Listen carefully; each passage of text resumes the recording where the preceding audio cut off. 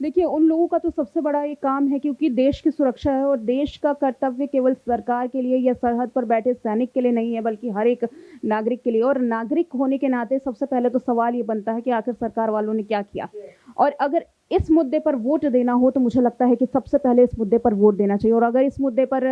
2024 के चुनाव में वोट देते हैं तो शायद भाजपा के वोट जो हैं वो गिर जाएंगे। देखिए, विपक्ष जो है वो इस पूरे मामले का बड़ा मुद्दा तो बनाएगा ही, लेकिन विपक्ष की जो मुद्दे बन रहे हैं इन दिनों, क्योंकि लगातार विपक्षी एकजुटता की बात की जा रही है। वो मोदी वर्सेस ऑल पहले का 2019 के चुनाव से पहले चल रहा था, जब ममता सरकार ने सभी को एकजुट किया था और मोदी वर्सेस ऑल का जो नारा लगाया था। अब अगर बात करें मोदी वर्सेस ऑल में विपक्षी पार्टियों की, तो विपक्षी पार्टी फिलहाल कमजोर है। और कमजोर होने का मतलब है कि उनके पास एक नेतृत्व नहीं है, और नेतृत्व ना होना ये सबसे बड़ी वजह माना जा रहा है कि कांग्रेस पार्टी, जो कि इतने सालों से सत्ता में विराजमान थी, वो पार्टी कहीं ना कहीं कमजोर हो रही है। अब यहाँ पर बात है कि मुद्दा क्या चलेगा अगर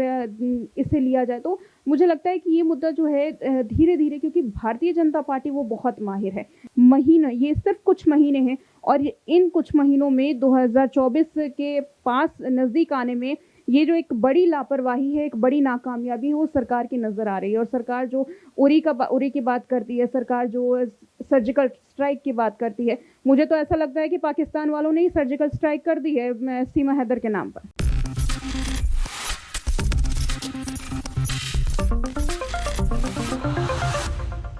नमस्कार, नेक्स्ट 9 न्यूज देख रही हैं आप और मैं हूं आपके साथ प्रज्ञा सिंह। पाकिस्तान से गैर कानूनी तरीके से भारत देश में घुसने वाली सीमा हैदर, जी हां, क्या अब सीमा हैदर हमारे देश के लिए एक बड़ा खतरा बनती हुई दिखाई दे रही है? सीमा हैदर को लेकर सोशल मीडिया पर तमाम इंटरव्यूज जो निकलकर सामने आ रहे हैं, क्या वो सही है? जिस तरह से सीमा हैदर को देश की मीडिया, या यूं कहें कि देश की गोदी मीडिया एक सेलिब्रिटी की तरह दिखा रही है, क्या वो सही है? सीमा हैदर खुद ये बताती हुई नजर आ रही है कि वो फर्जी आधार कार्ड, फर्जी डॉक्यूमेंट्स के साथ, बिना वीजा, बिना पासपोर्ट के साथ हमारे देश में आती है। पूरी कहानी बताते हुए नजर आती है, लेकिन फिर भी इस मामले पर ना तो उत्तर प्रदेश के मुख्यमंत्री योगी आदित्यनाथ कुछ बोलते हुए दिखाई देते हैं, ना यहां पर देश के प्रधानमंत्री नरेंद्र मोदी कुछ बोलते हुए नजर आते हैं, न रक्षा मंत्री राजनाथ सिंह इस मसले पर कुछ कहते हुए नजर आते हैं, और ना ही राष्ट्रीय सुरक्षा सलाहकार अजीत डोभाल। सवाल लगातार ये उठ रहा है कि अगर ऐसे में हमारे देश के साथ कोई भी ऐसी अनहोनी हो जाती है, उसके लिए आखिरकार जिम्मेदार कौन होगा? इसी सवाल को लेकर एक बार फिर से हमारे इस खास प्रोग्राम में हम स्वागत करने वाले हैं मेरी सहयोगी अंकिता का। अंकिता, सबसे पहले आपका बहुत बहुत बहुत धन्यवाद। अंकिता, देखिए, जिस तरीके से अगर हम बात करें सीमा हैदर का पाकिस्तान से भारत देश में आना, जिस तरह से देश की मीडिया इसे एक प्रेम कथा के तौर पर दिखा रही है, सबसे पहले तो यही कि जो मीडिया यहाँ पर सीमा हैदर को एक सेलिब्रिटी की तरह दिखा रही है, उनके लिए आप क्या कहना चाहेंगे? देखिए, सीमा हैदर ही नहीं, बल्कि मुझे तो ऐसा लगता है कि अब जो टेलीविजन चैनल्स पर चल रहा है, टेलीविजन चैनल में पहले क्या दिखाया जाता था, खबरें दिखाई जाती थी, लेकिन अब घर के मसलों को हल किया जा रहा है। चाहे वो ज्योति मौर्य का मसला हो या फिर अब सीमा हैदर, प्यार मोहब्बत की चीजें दिखाई जा रही है, कहीं धोखा हो रहा है तो कहीं आशिकी दिखाई जा रही है। अब हाल में ही एक खबर सामने आई थी जिसमें बांग्लादेश से एक लड़की सामने आई है और वहां पर उसकी भी जो बातें हैं वो यही हैं। तो देखिए, एक वो खबर जो हाल में सामने आई बांग्लादेश से जुड़ी हुई, और अब ये पाकिस्तान से, तो कितनी बड़ी ये नाकामयाबी है सरकार की, क्योंकि अभी पाकिस्तान से खबर सामने आई थी और अब बांग्लादेश से खबर सामने आ रही है। तो धीरे धीरे करके जो पैर है वो पसारने की कोशिश यहाँ पर जो पड़ोसी मुल्क के लोग हैं वो कर रहे हैं। अब इसमें पड़ोसी मुल्क के लोगों का, जब लोग वहां पर से आ सकते हैं, क्योंकि हमने पहले सुना था कि आतंकवादी घुसपैठ कर रहे हैं, लेकिन अब घुसपैठिया का नाम आप आतंकवादियों को दे रहे हैं, लेकिन इनका क्या करेंगे आप? और एक तरीके से कहा जाए तो अब एक आइडिया मिल चुका है उन लोगों को जो अभी तक देश में नहीं आ रहे थे, लेकिन आतंकवादी हो, चाहे घुसपैठी हो, चाहे कोई भी लोग हो, चाहे वो प्रेम मोहब्बत की बात हो या फिर किसी और भी चीज की,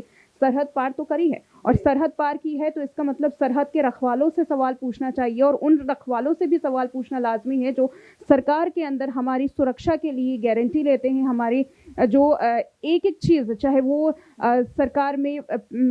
पैसे हैं, चाहे सिक्योरिटी है, उन सब चीज़ों के लिए जो गवर्नमेंट बैठी है, जो सत्ताधारी लोग हैं, उनसे सवाल पूछना चाहिए। प्रधानमंत्री नरेंद्र मोदी फ्रांस में जाते हैं, अपनी वाहवाही लूटते हैं, लेकिन यहाँ पर आकर के कुछ नहीं कहते हैं। प्रधानमंत्री नरेंद्र मोदी दिल्ली का हाल नहीं देखते हैं, देश की सुरक्षा नहीं देखते हैं, तो फिर उनसे बात करने के लिए उनके पास जवाब देने के लिए जब कुछ भी नहीं है, तो फिर रैलियों में मित्रों कह करके जब वो संबोधित करते हैं और लोगों को अपनी ओर आकर्षित करते हैं, तो लोगों को ये समझना चाहिए कि आखिर इतना जब उनकी बातों में आना और एक असलियत को देखने में बहुत फर्क है। प्रधानमंत्री मोदी की बात में आकर के लोग जो वोट दे रहे हैं, वो ये नहीं देख रहे हैं कि देश में कितनी सारी ऐसी असलियत है जो उनसे छुपाई जा रही है, और केवल शब्दों के खेल से बीजेपी वोट लेने की कोशिश कर रही है। और यही शब्दों के खेल को जनता को समझना बहुत ज़रूरी है, क्योंकि बेहद कम समय है, 2024 का चुनाव सर पर है और महीने, ये सिर्फ कुछ महीने हैं, और इन कुछ महीनों में 2024 के पास नज़दीक आने में ये जो एक बड़ी लापरवाही है, एक बड़ी नाकामयाबी है, वो सरकार की नज़र आ रही है। और सरकार जो उरी की बात करती है, सरकार जो सर्जिकल स्ट्राइक की बात करती है, मुझे तो ऐसा लगता है कि पाकिस्तान वालों ने ही सर्जिकल स्ट्राइक कर दी है सीमा हैदर के नाम पर। वाकई में देखिए, यहाँ पर जिस तरीके से अंकिता ने काफी बड़ी बात कही, और सवाल लगातार ये उठ रहा है कि भले ही सीमा हैदर कोई आम पाकिस्तानी महिला ही हो, लेकिन गैर कानूनी तरीके से आना तो कहीं ना कहीं अपराध है। ऐसे में आखिरकार अभी तक सीमा हैदर को डिपोर्ट क्यों नहीं किया गया? और सबसे बड़ी बात, सीमा हैदर की गिरफ्तारी होती है, मामूली पूछताछ होती है, और उसके बाद सीमा हैदर को छोड़ दिया जाता है। तो सुरक्षा के लिहाज से कहीं ना कहीं योगी सरकार से भी यहाँ पर लापरवाही हुई, और ऐसी ही लापरवाहियां हमने पहले भी देखी हैं अंकिता, चाहे वो अतीक अहमद का कांड हो, हाल ही में भीम आर्मी के चीफ चंद्रशेखर आजाद पर हमला हुआ हो, उससे पहले हमने असद अहमद का कांड देखा, उमेश पाल यादव हत्याकांड देखा। तो ऐसे में जो तमाम चीजें ये हो रही है, क्या लगता है साल 2024 में चुनाव भी है, तो ऐसे में क्या योगी सरकार एक बार फिर से सत्ता में वापसी करती हुई दिखाई देगी, या विपक्ष जो है इस पूरे मामले का एक बड़ा मुद्दा बना सकती है? देखिए, विपक्ष जो है वो इस पूरे मामले का बड़ा मुद्दा तो बनाएगा ही, लेकिन विपक्ष की जो मुद्दे बन रहे हैं इन दिनों, क्योंकि लगातार विपक्षी एकजुटता की बात की जा रही है। वो मोदी वर्सेस ऑल पहले का 2019 के चुनाव से पहले चल रहा था, जब ममता सरकार ने सभी को एकजुट किया था और मोदी वर्सेस ऑल का जो नारा लगाया था। अब अगर बात करें मोदी वर्सेस ऑल में विपक्षी पार्टियों की, तो विपक्षी पार्टी फिलहाल कमज़ोर है, और कमज़ोर होने का मतलब है कि उनके पास एक नेतृत्व नहीं है, और नेतृत्व ना होना ये सबसे बड़ी वजह माना जा रहा है कि कांग्रेस पार्टी, जो कि इतने सालों से सत्ता में विराजमान थी, वो पार्टी कहीं ना कहीं कमज़ोर हो रही है। अब यहाँ पर बात है कि मुद्दा क्या चलेगा अगर इसे लिया जाए, तो मुझे लगता है कि ये मुद्दा जो है धीरे धीरे, क्योंकि भारतीय जनता पार्टी वो बहुत माहिर है किस मुद्दे को ऊपर करना है, किस मुद्दे को नीचे करना है, कैसे लोगों को घुमाना है, इसमें अगर सबसे बड़ा जो खिलाड़ी है वो भारतीय जनता पार्टी है। इसलिए सीमा हैदर का मुद्दा भले ही आज चल रहा है, भले ही कांग्रेस पार्टी या अखिलेश यादव या इसको उत्तर प्रदेश के तमाम जो लोग हैं वो उठाएं, लेकिन आगे आने वाले दिनों में सीमा हैदर का जो मुद्दा है वो दबेगा। हालांकि इस मुद्दे को दबना नहीं चाहिए, लेकिन भारतीय जनता पार्टी में मुझे इतना भरोसा है कि वो ये मुद्दा दबा करके रहेगी। और एक छोटा सा सवाल यहाँ पर अंकिता मेरा रहेगा आपसे कि एक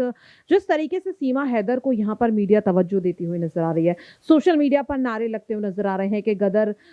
2 की रिलीज से पहले गदर 3 हो गई है, यहाँ पर प्रेम कथा की बात कही जा रही है, बजरंगी भाईजान जैसी फिल्मों की बात हो रही है। तो यहाँ पर मैं आपसे सवाल या यूं कहूँ कि संदेश चाहूंगी, जो लोग इस मामले को एक प्रेम कहानी के तौर पर देख रहे हैं, आने वाले समय में अगर ये पाकिस्तानी महिला हमारे देश को किसी भी तरह का नुकसान पहुंचाती, तो ऐसे में लोगों को क्या करना चाहिए? क्योंकि लोग यहाँ पर ज्यादा इस मामले को कहीं ना कहीं तूल देने की कोशिश करें, क्योंकि अगर लोग इस मामले को समझना या सुनना बंद कर देंगे, तो कहीं ना कहीं मजबूर होकर मीडिया भी इस मामले को उतना ज्यादा हाईलाइट करना बंद कर देगी। तो यहाँ पर उन लोगों के लिए आप क्या कहना चाहिए? देखिए, उन लोगों का तो सबसे बड़ा ये काम है, क्योंकि देश की सुरक्षा है, और देश का कर्तव्य केवल सरकार के लिए या सरहद पर बैठे सैनिक के लिए नहीं है, बल्कि हर एक नागरिक के लिए। और नागरिक होने के नाते सबसे पहले तो सवाल ये बनता है कि आखिर सरकार वालों ने क्या किया। और अगर इस मुद्दे पर वोट देना हो, तो मुझे लगता है कि सबसे पहले इस मुद्दे पर वोट देना चाहिए। और अगर इस मुद्दे पर 2024 के चुनाव में वोट देते हैं, तो शायद भाजपा के वोट जो हैं वो गिर जाएंगे। और दूसरा, अगर भारत की सुरक्षा की बात होगी, तो मुझे ऐसा लगता है कि इसमें जो लोग हैं, जो आम जनता है, वो केवल आवाज़ उठा सकती है, वो केवल सवाल पूछ सकती है। और केवल आवाज़ उठाना ही, सवाल पूछना ही सरकार की नींव को हिलाने के लिए काफ़ी है। और जो सर्वो-सर्वा का प्रक्रिया है, जो सर्वो-सर्वा काम है, वो तो सरकार को करना है क्योंकि सत्ता में विराजमान जनता ने सरकार को इसीलिए किया था कि वो देश की सुरक्षा न करे और अगर वही फेल हो जाएगी तो फिर उसके बाद